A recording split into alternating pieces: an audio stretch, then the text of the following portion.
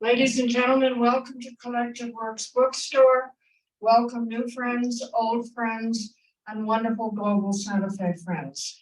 It's one of the most marvelous partnerships that has happened in the 27 years that I've been privileged to own this 45-year-old bookstore. So for those of you who came out tonight, welcome, welcome. And for those of you tuning on from Zoom, courtesy of our events producer, Cecile Lipworth, welcome, welcome to all of you.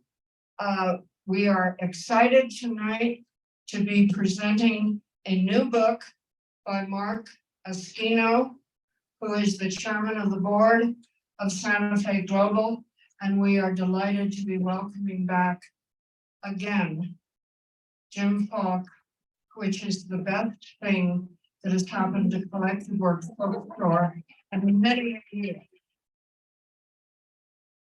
Jim has had too many titles, working for Global Santa Fe, working for the Council of International Relations, and also working as special consul from Morocco. That's a title I want to delve into a little more. And we are grateful to him. I know Santa Fe Global is grateful to him because if there is a vacancy, Jim's there. And it's wonderful. He does the best interviews we've ever heard. And tonight we are privileged to have both gentlemen on the stage at the same time. Mark will be signing at the table behind me after the presentation.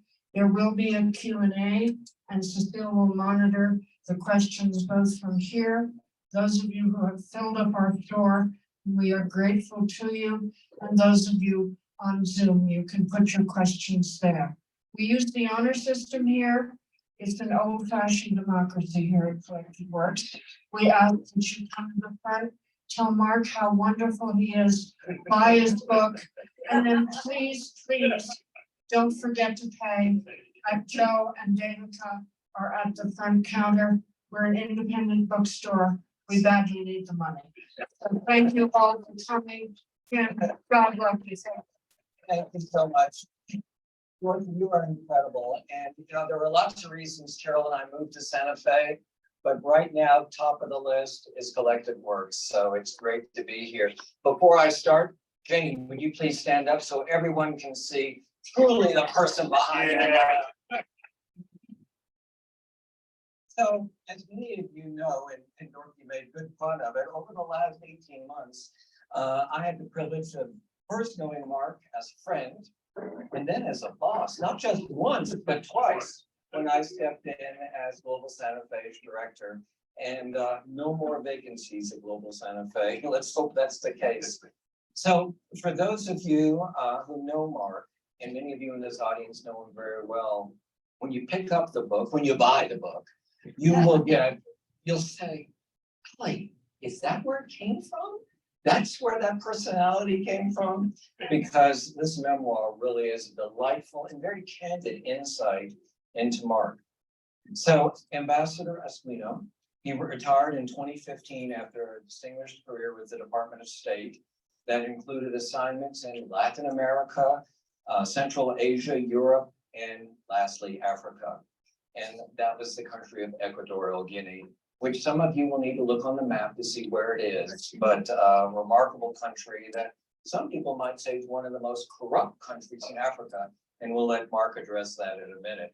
He served as ambassador there during the Obama administration for some 3 years, from 2012 to 2015. Spain, and the language of Spain, Spanish language, as you will soon learn, was a constant thread throughout his childhood, his academic career, and of course his work as a diplomat. He's a gifted writer, as I learned. When I would write something, he would say just a few little points here and there, but that came from a remarkable education at Brown University, where he received his bachelor's, his master's, and his doctorate in American Studies. He then later became a Fulbright Scholar, and we'll talk about that. And that's really where he had the travel. I mean, he got the bug. He knew he thought he had it, but that's where he really got it. And as my mother would say, Mark, rabbit in the feet. So as a Fulbright, he met Foreign Service officers who encouraged him to take the Foreign Service exam. And the rest is history, or in this case, the memoir. Welcome, Ambassador. Thank you, Jim. Thank you for having Jim as my interviewer. I've been out there so many times looking up and all this, like, wow. I want to start by thanking Dorothy, Cecile, who happens to be our backyard neighbor, if you can believe that, life in Santa Fe, for really setting this up. It's just wonderful. And I want to thank all of you for coming out. It's just great to see so many friendly faces, and I know I have other friends who are, looking on from all sorts of places, including Spain, a couple. So anyway, thank you very much for doing this. So, here you are in Santa Fe, wonderful mountains, lots of things to do. When did you decide to write this memoir? Well, Jim, that's a really interesting question to start. I think when I was in Equatorial Guinea, I kept a journal there. And I found myself again and again, when I went back and started thinking about what I wanted to do, finding lines that said, when I retire, I'm going to write a memoir. And I was very fortunate. We were in Washington, and there was a writer's center in Bethesda, Maryland. And there was a wonderful woman, Sarah Tabor, who has written memoirs herself, teaching a course. And so I took the course and I began writing there. And then there was a long hiatus. I wound up going back to the State Department several times, and it just sat there. And then finally the pandemic occurred. And I thought, well, it is time to go back. And so most of it was written during the pandemic, and most of it was written here in Santa Fe. I also did a memoir course briefly here. Was it difficult? I know you've written lots of articles, and clearly in your career as a State Department diplomat, you had to write lots of different type of work. How was this perhaps more challenging? Oh, it was very challenging. Jane can tell us all about that. The first part that I wrote in Washington is now the introduction to the book.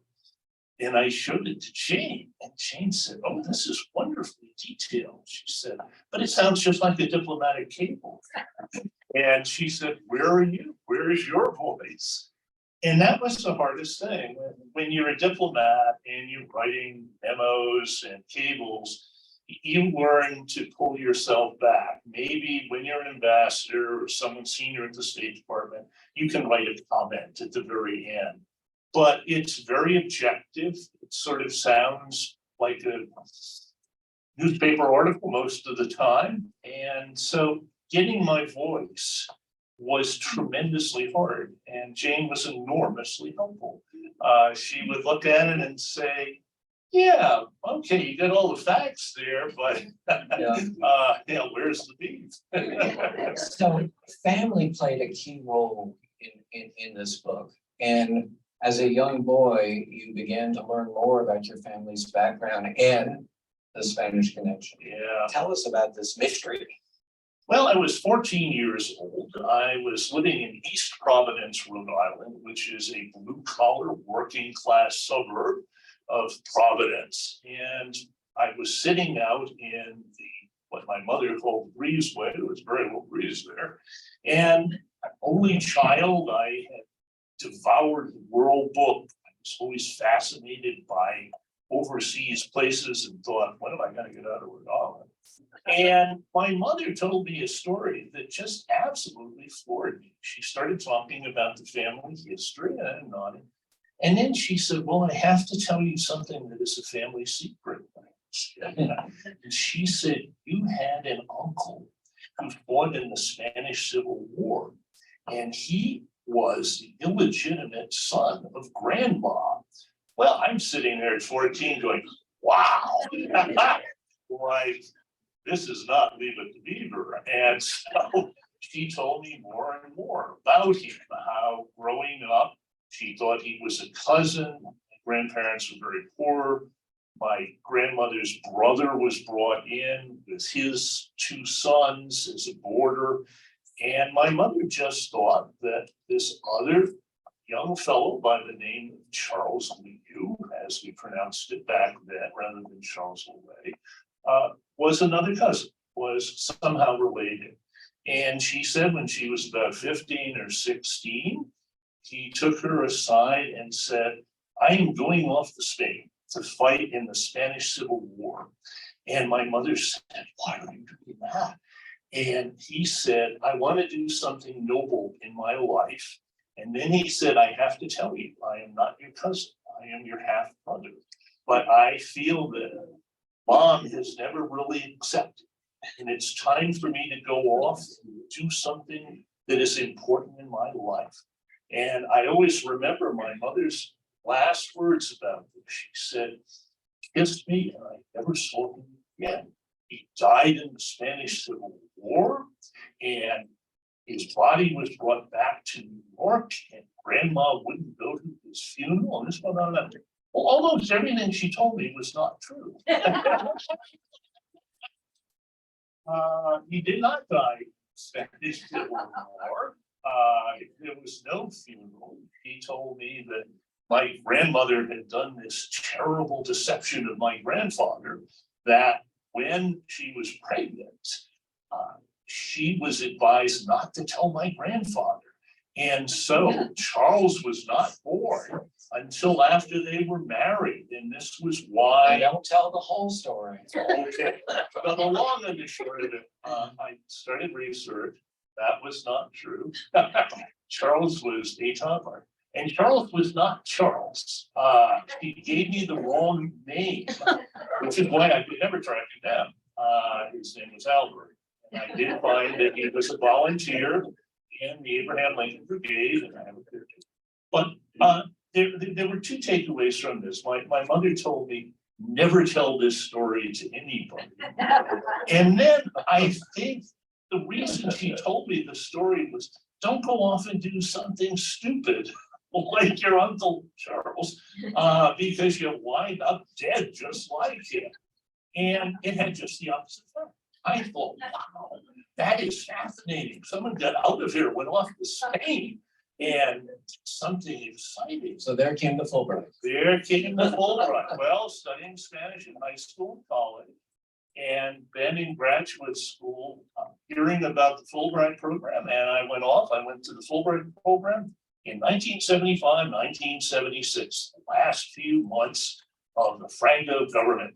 And I thought, wow, I had an uncle who fought against Franco, and here I am at the end of it all. So that was another of the many connections with Spain, but it did start with the Fulbright. But one of the things I found really interesting is your career did not have straight paths. It's not like you suddenly decided, I'm going to be a Foreign Service officer, take the exam at 23, 24, and on my way. I mean, you even dabbled shortly as being in insurance. Yes, Was it partly because back when you received your doctorate, jobs in history were as difficult as they are now to get, or did you realize then that that was not where you wanted to go? I think it was pretty much the latter. The job market was terrible, but I had taught at Brown, taught undergraduates. I didn't like it much. And so I began looking in other directions. And when I was overseas for the Spanish fellowship, I met people from the US Information Agency, which no longer exists, but had been founded in the 1950s, was at that time a Cold War agency battling Soviet propaganda. Well, excuse me, we'll touch on that. I mean, the work, you said USA no longer exists, which is absolutely correct, Yeah, but the work still is out the work there. does, yeah. Go ahead, I just want Yeah, to clarify and, that. yeah, and it was absorbed into the State Department in 1999. But it was press, educational exchange, and culture. And when I met people from the embassy, when I was in Spain, they said, well, you're having a hard time finding a job, but you helped us with a couple of speakers. I was up in the northwest of the country. Why don't you take the Foreign Service test? But check the USIA box. because you won't like state very much, but you will like culture and education and all of those good things. And they're right. So one of the things that I've learned from you and talking to other people in the Foreign Service is how important it is to have a mentor. And I think back to when I started my career in energy banking, I knew where my boss was and he helped me. In the Foreign Service, it seems particularly challenging because in some cases you're working in a very small post and one man, especially when you started, now man or woman, can really boost your career or kill it. Yeah. And you had some good experiences. We don't need to talk, you had good experiences. I want to talk about those. And you had some bad experiences. One of the great experiences you had, I think, is with an ambassador that we often see on TV, John Herbst. But tell us about the role of mentorship in the Foreign Service, why it's so important, and then highlight some of the great experiences you had with some people we may know. Well, thank you. It's a really good question, and it's an important one. But when I started out, I didn't know much about diplomacy. You come in, and all of a sudden, you find yourself at a foreign embassy, U.S. embassy. And first person that I really got to know was Ambassador Bill Lewis. And Bill Lewis was this towering figure. He loved culture and education. And the USIA section that I worked in was not very good. And so he kind of sort of decided he would direct it. And I clashed with him once. And I thought, well, that's the end of my career. You take on an ambassador. But his reaction was just the same. He then took me under his wing. And he was supportive and he had me run literary series. Edward Albee came, John Cheever, Francine Duplessis Gray, famous critic for the New York Review. And when I left, he wrote a nice letter to the ambassador in Panama, where I was about to go. And that is the kind of thing that he talked about his experience with me. And this was kind of helping me with my next post. And I had other people who helped me. John Herbst was the ambassador in Uzbekistan. And John came before 9/11, and John loved press. And I think as you've seen him on television with Ukraine, he's very good. I was press attaché in Ukraine. And then 9/11 came. And it was amazing how closely the two of us worked. And he was somebody else who helped me. USIA was no longer around, and I wanted to move up and become a deputy chief of mission, which is the number 2. Well, John reached out to the ambassador in Kazakhstan, another good friend and mentor by the name of Larry Napper, who will be coming here very soon for the Santa Fe World Affairs Forum, which my good friend Pat Cush was his president of, to talk about Ukraine and Russia. Baltics. And I got that job largely from the recommendation of John Herbst. So at each point, there were people like that that you connected with and they helped you. And not only to get your next job, but I would send them emails or call them up and ask for their advice. And there were public affairs officers, people like Dick Verdon, a dear friend who lives in Minnesota. McKinney Russell, who was my public affairs officer, no longer with us in Spain, was an enormous help to me. Just sit me down and say, Mark, let me explain to you how this works. So John Herbst is one who really sort of directed you or gave you to Africa, right? Yeah. After Uzbekistan, John wound up coming back. He had been ambassador to Ukraine. And he headed up this entirely new office. And the new office was called the Coordinator of Reconstruction and Stabilization, came under the secretary. And I was looking around. At that point, I thought, well, I need to stay in Central Asia. I was in Uzbekistan, Kazakhstan, struggled to learn the Russian language. Why not? That didn't play out for me for a lot of reasons to talk about in the book. Finally, John said, well, come work for me. And I became his deputy. And I'll tell the story very briefly. We talked the first few days he was there. Said, what would you like me to do? He said, yeah, you're basically the number two. You do what your deputy chief of mission does. You're the chief operating officer. And I was walking up and said, Mark, one more thing. I said, what's that, ambassador? I was addressed him as ambassador. He said, neither of us is an African. He said, we're involved in this office in Sudan, Liberia, and Zimbabwe. He said, somebody has to be an African. He said, I think it'd be you. I had never put my foot on the African continent at that point, but I just jumped in. And the more I read and learned about Africa, first trip was to Ghana, I loved it. And we were doing a lot with Sudan, and that's how I wound up doing this deputy chief of mission. So you certainly didn't go to Paris, Geneva, London, Berlin, some of these, No. and Venezuela, Sudan, Equatorial Guinea, these are oil countries. Yeah. And, how did you work in a country where the values are certainly not democracy, especially in Equatorial Guinea, the longest serving authoritarian in history still. And there you are charged with representing the United States and our human rights values. How did you handle that? And tell us some of the difficult situations that you were faced with. Well, I would sit down with the oil company people. All of the U.S. majors were in Equatorial Guinea, Marathon, ExxonMobil, Chevron is down there. And I used to talk about the fact that a lot of what I did was to try to promote democracy, respect for human rights. And they would sort of smile and they would look at me and say, well, Mark, we come to countries not based on any of that. We are led where the geology takes us. And so that is the nature of those companies. Now, having said that, when I was in Sudan, there were sanctions on the country. And the country has wonderful oil and gas resources if they were used properly. There were no US companies, Russians, Chinese, Malaysians, Indians.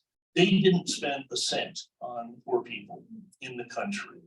And US companies, to their credit, through what is called corporate social responsibility, spend millions of dollars. And so, for example, when I was in Kazakhstan, Chevron had major facilities off in the poor part of the country, in the West, education.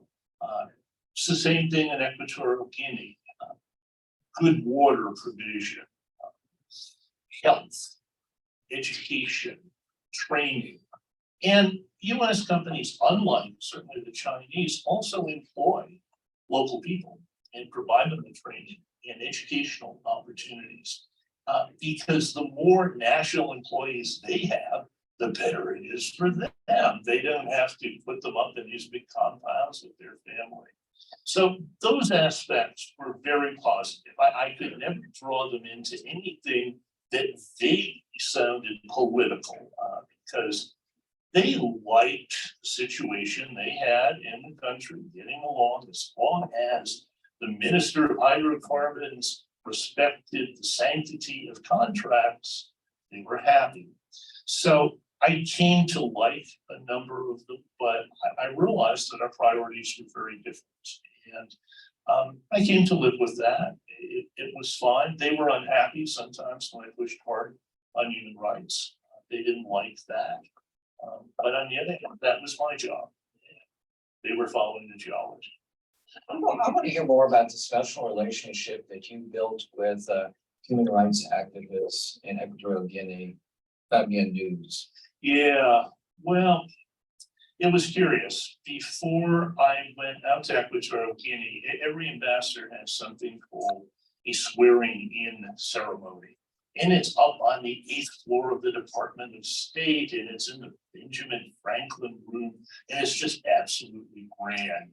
And you get to invite everybody, and Jane swore me in, put my hand on the Bible, and so all of that was wonderful. I had been in contact with someone who ran an organization called EG Justice, Equatorial Guinea Justice.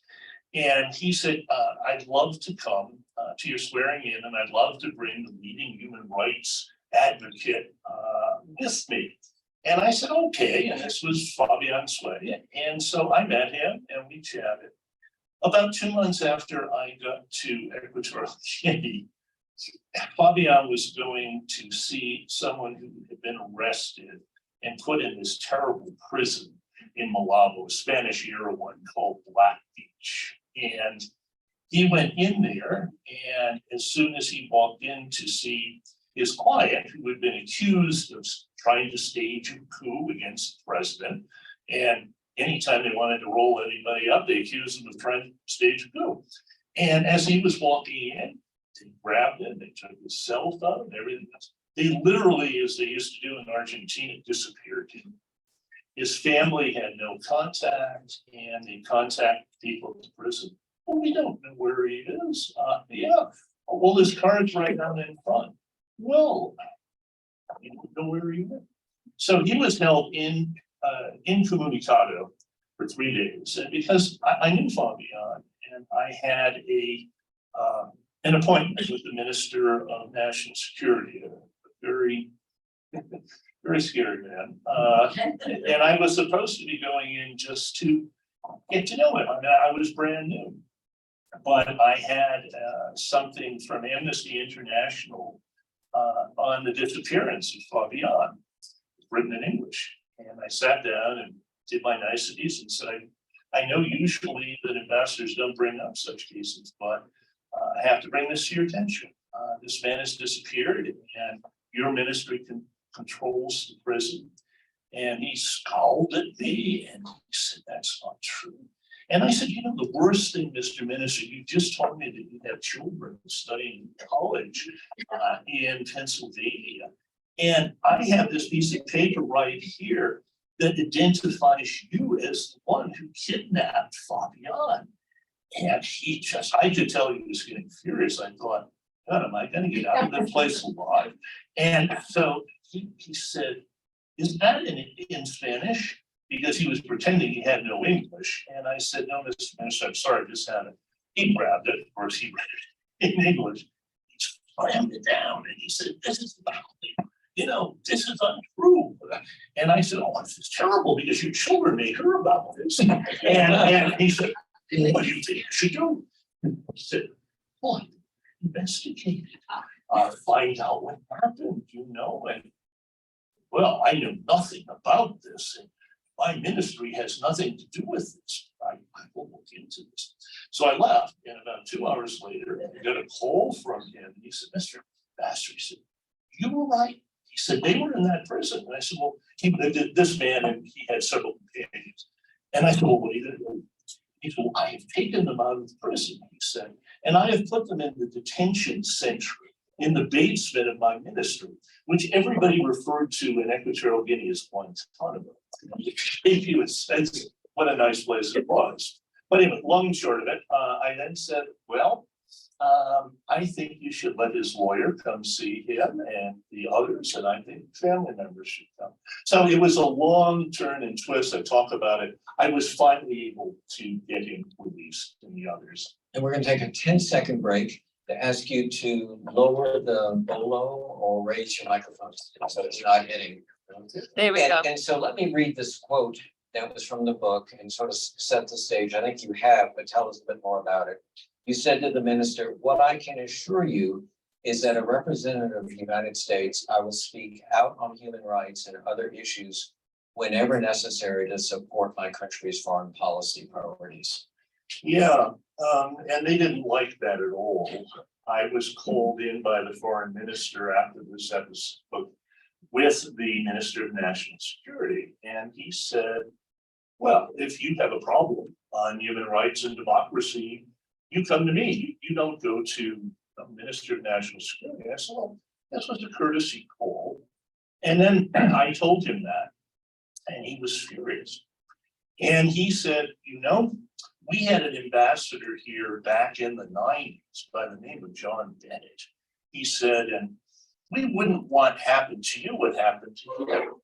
And I kind of smiled and I said, well, I know exactly what happened. He had death threats, they killed his cat, all sorts of things happened. But he stayed. And I said, I please stay as well. And I'm not going to be John. John's a friend.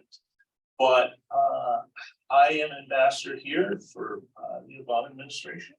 And I laid out, and they were unhappy with me. And I actually thought that I might become a persona non grata, as is called, that they would say I was no longer welcome. Quick flight out of the country. Yeah. But they got used to me over time. And sometimes I was able to get them to turn around and let people free, or if they would see it in their advantage to do something, they would do it. But it was, as Jane knows, very challenging. But at the same time, I felt it was the ideal posting. The president had been educated as a military officer in Spain. He was a few years older than I was. We would talk about Spain, our love-hate relationship with the country. So I had rapport with him. Where were you on 9/11?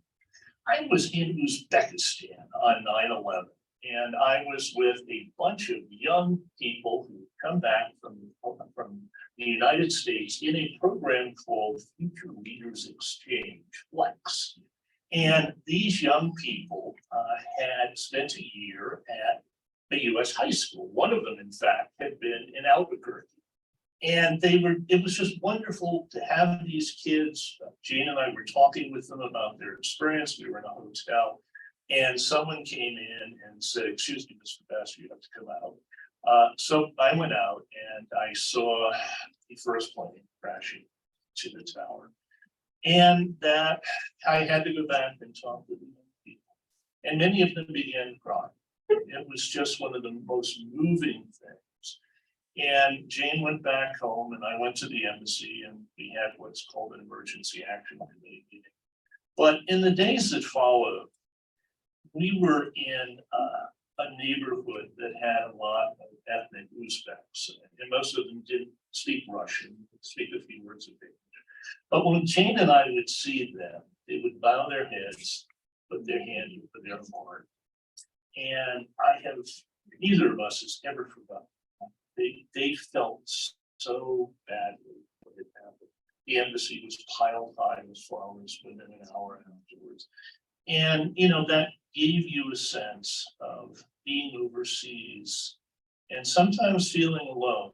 But when people in a country respond like that, I have an eternal fondness for these events. And strategically, it was very important, wasn't it? And Secretary Powell got involved. Yeah. Well, it's fascinating because, of course, Uzbekistan had been part of the Soviet Union until fall of communism, wall else 1991. And what happened was that there was a base in the southern part of the country. The country has a border with Afghanistan, and it's separated by a river. And so there was a former Soviet air base there that the US was interested in. And there was a bridge, and the bridge is kind of famous because back in the early 70s, when Uzbekistan was part of the Soviet Union, the Soviets, being such good, friendly people, decided that they should have good relations with Afghanistan. And so they built a bridge across the Amudarya. That is mine. I thought I'd turn it off. It's okay. You know the global Santa Fe rule, $50. Go ahead and turn it on. Let's thank the ambassador for his contribution. I'm gonna turn it off. 3 books for everybody. All that would not be good. All right. Well, the Russians built a bridge, and the bridge in Russian is called the Most. And if you know Russian, that means the Friendship Bridge. Well, it was the Friendship Bridge that was used in 1979 for the Soviet Union to invade Afghanistan. And so the Friendship Bridge was still there, but by 2001, the relationship between Uzbekistan and the Taliban in Afghanistan was terrible. And so the bridge had been closed and blocked off, and Secretary Powell came. And he had to focus on how do I convince President Karimov, who had an awful reputation for human rights and never been invited to Washington, to go to the White House. How do I get him to let us use the base and the bridge? And so he sat in a meeting with President Karimov, and Secretary Powell had a letter. Inside was an invitation to Karimov to go and meet with President Bush. And it had the White House seal, and he put it out sort of very prominently. And he kept talking about sort of the base of the bridge. And Karimov kept looking at the letter. And then, the secretary said, well, this would happen. It would be nice if you could come to Washington. He didn't say anything about the president. So finally, he got Karimov to agree to let us go in and do the bridge. And at first, Karimov said, well, it's in a terrible state of repair. And Powell kind of smiled and he said, we have an engineering team who can come in tomorrow. So the bridge opened, that allowed us humanitarian goods across, but also military stuff in. And there was a press conference. Karimov sort of began talking about, oh yes, the US are going to cooperate. He never mentioned bridge. And so Powell is sitting there, and it's Powell's turn, and he says, I have a wonderful announcement. He says, President Karimov has just allowed us to use the Friendship Bridge. And there was no going back. But it was very curious that a Secretary of State would announce this rather than the President of the country. But Powell was just masterful as a negotiator, and he had such presence and gravitas, but he was just brilliant. So you've worked with a lot of secretaries of state, Yeah. and you said what you think about Colin Powell, and I think a lot of us feel the same way. Who did you not like working with? Oh, well, That list is that long? No. yeah. Oddly enough, I didn't like working with John Kerry. And, I know in many ways he is someone who is admired, and Why? he was one of the coldest people I have ever met in my life. I met him when he was in Sudan, when I was in Sudan, and he was a senator. He just wouldn't relate to people. And he became secretary, and I was at a conference for chiefs of mission. And I had all the badges that allowed me to go around the State Department. Actually, this was for chiefs of state from Africa to come. And I saw Secretary Powell. I saw Secretary Kerry, and I could tell that he recognized me. I had kind of gone off in the wrong direction into a holding area. And we had spent time when he had come to Sudan. He looked at me. His Secret Service people immediately came running out.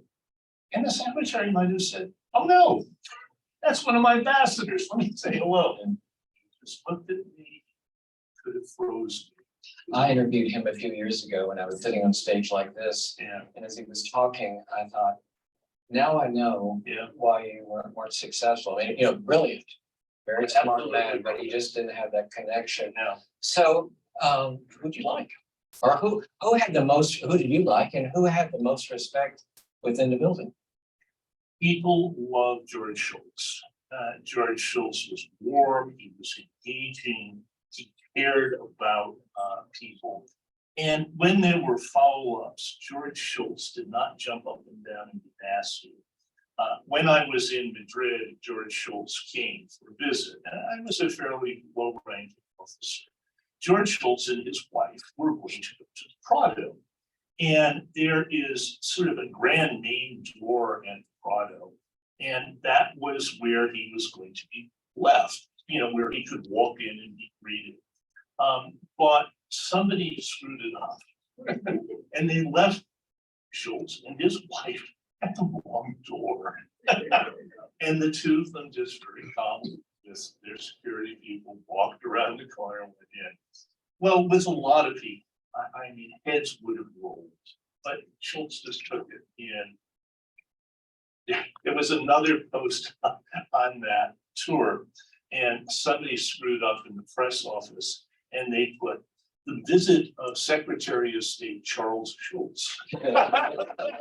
And again, Schultz didn't take anybody's handle on it. I mean, he was wonderful. I also like Hillary Clinton. And I know that she is not somebody who was mentioned sometime as among, the best secretaries of state. She cared about. I sat in on senior meetings with her. She was funny. And when people said stupid things in the meeting, she never put them down. If people said something, she would simply say, well, let's just talk about that offline. Or why don't you talk to so-and-so? I don't think that's quite how we should be doing. And I just really respected that. She was somebody who really understood foreign policy superbly. Also, when she was first lady, she came to Chile, and she was giving a speech to young women at the university about sort of how one could achieve, how one could sort of advance in life. And I remember I was doing press and I saw her, it was about 20 minutes before the speech. She was sitting personally at the computer making changes. I mean, she wanted it absolutely. And the speech was, she really connected with those young women and they admired her. So, I mean, that aspect of her is something that I really like. She didn't convey that as a presidential candidate, and that was really bad. So you worked for a while in the Ops Center, where we have this, picture of you handling really important crises around the world. And there was a crisis that I want you to tell people about. Oh, no. It's With funny. a smile, so don't worry. It's okay. Yeah. The State Department has an operations center, and they handle all of the big crises overseas, revolutions and earthquakes. Well, the U.S. Information Agency had its own operations center, and we really didn't need one, but we were a separate agency at that point. And so after I had served 4 wonderful years in Spain, one of the adages in the Foreign Service is your next toast is not going to be so good or your next job. So they put me as for a year in this operations center where we had nothing to do. We had a director named Charles Wick, and Charles Wick was a good friend of Reagan, which is how he got the job. This was in 1987, I think. And Charles Wick loved to call the operations center and just chat with us, but asked us to run errands, all sorts of things. Called me one Sunday and he said, I am in the Mediterranean on a private yacht, and I ran into Kirk Douglas in Rome when I was on my way. And Kirk Douglas said, let's get together for lunch. And he said, I don't know where he's staying in Rome. I don't know how to contact him. And so I said, well, how can I help you? He said, well, here is what I want you to do. He said, I want you to call the White House, call the switchboard, say I'm calling, and have them contact and connect you with Kirk Douglas, find out his hotel where I can. So I'm listening to this, and I think this is insane. I'm going to call the White House. And so, being a good Foreign Service officer, oh yes, Mr. President, right. So I called the White House switchboard, and I'm thinking, okay, I give her one little spiel about directly there. And I'm thinking, oh God, I'm gonna think this is a prank call. And so the operator just says, please hold for a second. And all of a sudden I don't hear anything. What's gonna happen? Well, the next thing I hear is this foreign ringtone, and phone picks up, and I heard a very famous voice say, hi, this is Kurt. And I am just dumbfounded. This and I stare and I finally tell him the story, and he's clearly annoyed, and he says, well, just tell him I'm here. And I said, well, excuse me, but I don't know where you work. You see, I called you to the White House. So then he yells out, and there's some guy on the line, and there's something about goddamn Charles Wick. Says, you come talk with him. So anyway, I spoke with Kirk Douglas's wife. She was very nice. She gave me the information, where they were in their hotel room. So I called the directors. And I had two takeaways from this. I mean, first of all, who knew that Ronald Reagan kept in such close contact with all of his Hollywood buddies that even when they were traveling overseas, the White House switchboard knew exactly where they were in case Reagan wanted to talk with them. But the other takeaway was I could just imagine Kirk Douglas's face when he gets a call to the White House and says, Mr. Douglas, this is the White House, please hold. And they get Mark Asquino rather than Ronald Reagan. That was why he was so annoyed. Well, before we head on to our Zoom audience and to all of you, I know we have, how many people have volunteered with the International Visitor Program? A few, great. Everybody should. Tell us why that is so important. And as we all think about President Carter, why was he such a strong advocate of the program? Well, fascinating. When I was in Spain for 2 years after I was in the Cultural Center, I ran the International Visitor Program, and we have roughly 400 people a year come here to Santa Fe. It's a wonderful program. And this was not too long after the fall of the Franco regime. I had been there as a Fulbrighter and came back from 82 to 86.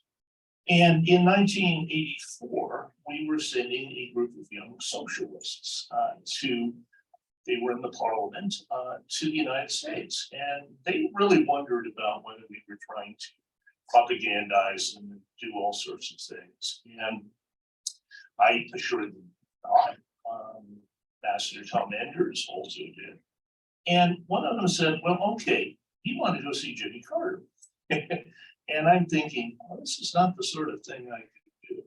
But when I was at the Cultural Center and I'd done programs with speakers for 2 years, I had met a Georgia state senator who came to talk about local government. And he said, Mark, if you ever want to do anything with Jimmy, he said, we're good friends. Well, it turned out that was true. And I reached out and he said, oh yeah, I can set something up for him to meet Jimmy Carter and planes. And he said, I even have my own aircraft. He says, I haven't come in and when, I'll just fly them off the planes. So this was kind of an amazing thing. First of all, the Carter would see these 5 very junior parliamentarians. When they got there, they had an escort interpreter, but not fluent in English. And Carter said, well, come in. He said, but I'm going to speak to them in Spanish. I didn't know that Carter had serviceable Spanish. He spent 2 hours with them. They sat in a building off from the house in his library. And they loved Carter and they hated Reagan on human rights grounds. The Contras in Central America at that point. But they really admired Carter. And they came back and they said, well, can't say we love you, country. But they said it was amazing to us that a former president of the United States would see us, sit down, in his blue jeans, speak in our own language, and answer any question. I met Carter years later in Sudan at a small lunch, and I told Carter the story. I also came into the Foreign Service when Jimmy Carter was president, and he signed my warrant, I guess, or you come in or certified. And I told him the story, and he looked at me, nodded his head a few times, and then he gave me the characteristic Jimmy Carter smile. And I could just tell how much that pleased him. But that was why Carter was somebody who connected with people, and he connected with that program. And I think it made such a difference to those international. And it was serendipity that I was able to do it, but I give him enormous credit that he found time for these young, kind of anti-American politicians.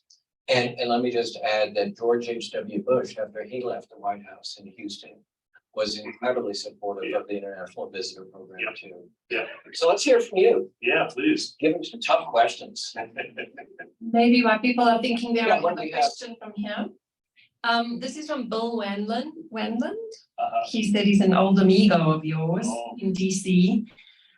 He said, thank you for the presentation and for your enlightening remarks about diplomatic service. Authoritarianism has been making alarming international strides, including a number of democratic societies. What do you think might be behind this, and what can the US do to push back? Well, thank you for that question. I think all of you know that President Biden connected just, I think the day before yesterday, virtually with Democratic leaders throughout the world. This has been something that he has stressed. And people said, well, some of these people weren't all that democratic. You had Modi from India who was on the line, you had Bibi Netanyahu, quite a few people. But I think what this administration is trying to do is very important. And this president talks a lot about these things. And the vice president is now in Africa. She began in Ghana. She's going to Tanzania, and then she's going to Zambia. And the purpose of her visit is really to go to places that are democratic, that need help, and to go and talk with people and look at what can be done. I was in the small country of Togo, which is not too long ago. It was a couple of weeks ago on a State Department job that I had. And I remember there talking with people at the embassy who talked about what they were doing with democracy. The Millennium Challenge Corporation rewards countries that are developing, but are trying to strengthen democracy. And Togo had just gotten $35 million. The MCC is US government sponsored. So I think that we as a country do a fair amount. But when I was in Equatorial Guinea, I always would say that we are not a model. Ferguson occurred when I was there.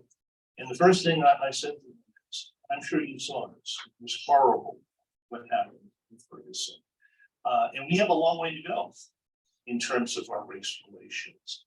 But we try. And when things go wrong, we talk about it. And we have an independent leader. And that's what you guys should have here too. So, you know, we are in no way a model.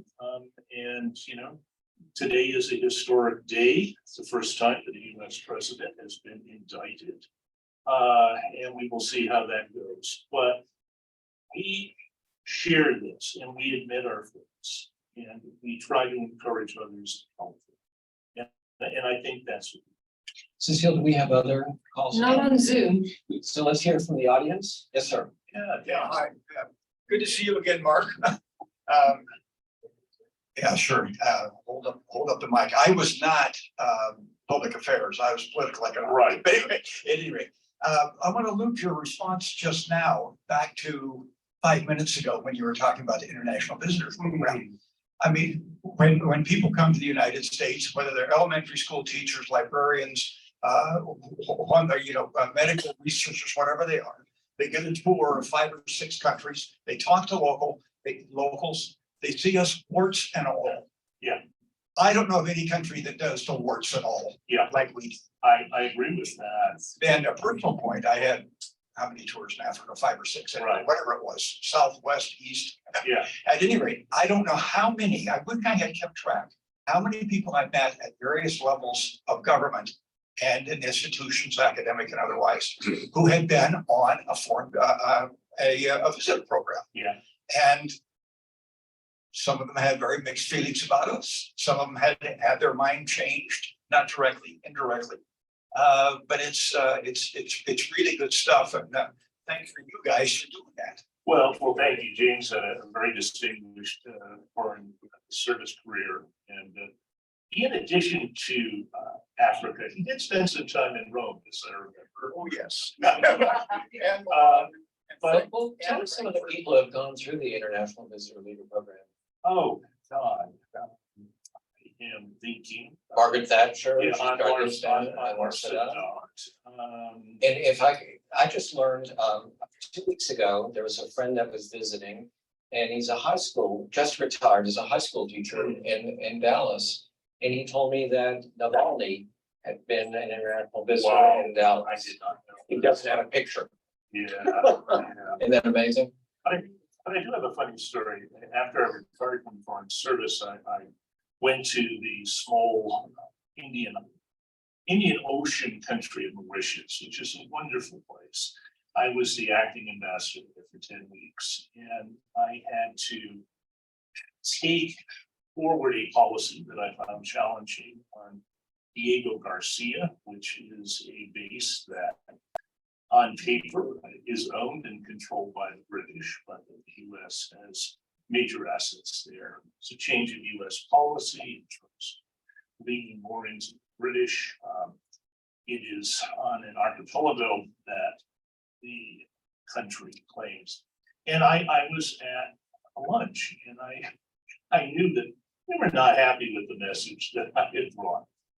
But there was someone who was number 2 or 3 in the foreign ministry. And she said, you know, we may not always agree. She said, but I went to your country on an international visit. She said, that just changed my life. And that got me involved in government. And she said, I will always pray for you. Well, I'm sitting at the table with the Russian ambassador. And the Russian ambassador's looking down. Because, yeah, I mean, James is absolutely right. I don't know, Russians don't have that. The Chinese don't have that. And most European countries don't either. It really brings people to the United States, and they see all aspects of our country. And they spend time with host families. I bet a number of you have done that. And that gives them a sense of, and that makes a big difference. So thank you, James. Appreciate it. Another question. Mr. Ambassador, I keep reading that a number of African countries are siding with Russia over its war in Ukraine, citing long-held grievances against America and EU countries as their reasoning for doing so. Can you comment on that?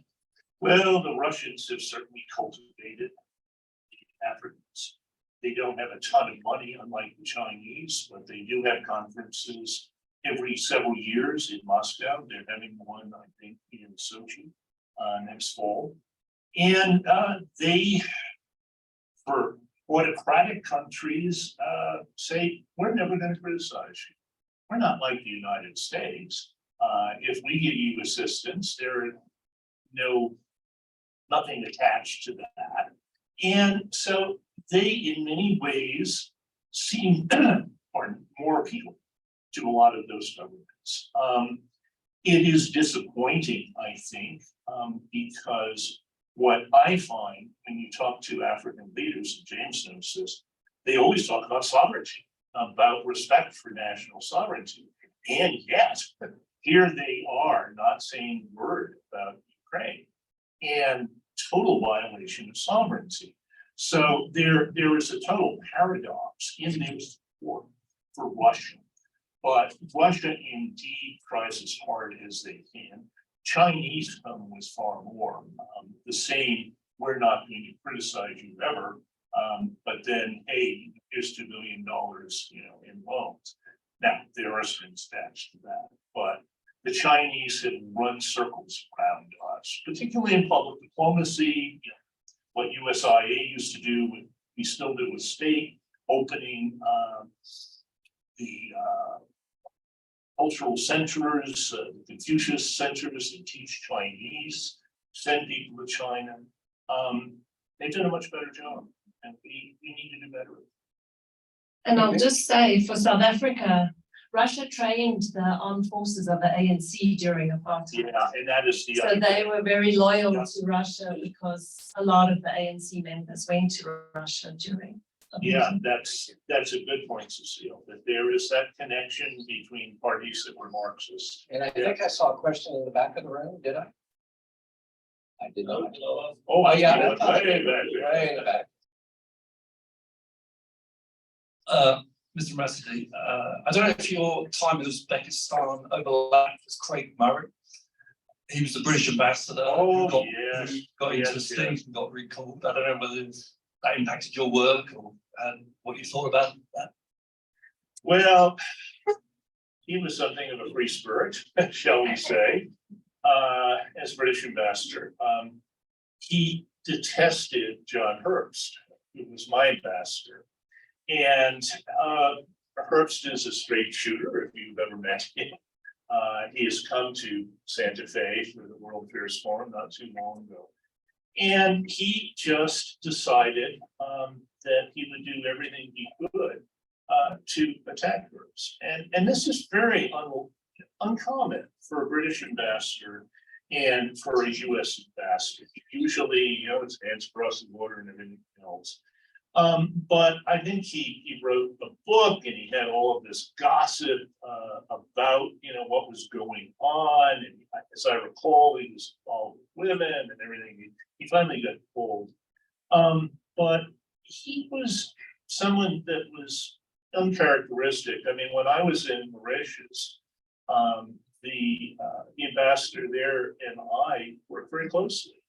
It was an issue on the archipelago and Diego Garcia that we shared. We had similar views. Neither of us liked the US policy. Of course, I never said that in public, but I did back channel my views. And he used to say, well, look, you're the US ambassador. And I said, no, I'm not the US ambassador. You see, I'm just here for 10 weeks. We need to talk to your people. But we get along things. And it is odd in Uzbekistan that did not happen. So congratulations, Your Excellency, Mr. Ambassador. Spanish Connections, it's a terrific book, and I hope that all of you, will you stay around and sign some I copies? would love to. As if I didn't know the answer to that. Thank you so much, Jen. Really appreciate it.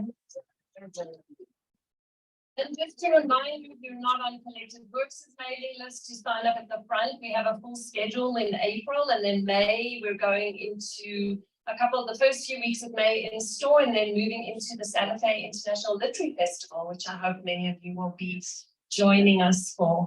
So please, pick up a book from Mark and pay at the front counter. Thanks so much And for if I may coming this make evening. one more plug, Global Santa Fe will be hosting on Earth Day or the Monday afterwards, 1001 Voices on Climate Change by Debbie Lockwood. This was a bestseller. She traveled the world on a bicycle. One reason that we're hosting her, because I love my bicycle. So it'll be at Hotel Santa Fe in the evening. Just go to our website and sign up. We look forward to seeing you. Thanks again, everybody, and thank you, Dorothy. Yeah, thank you.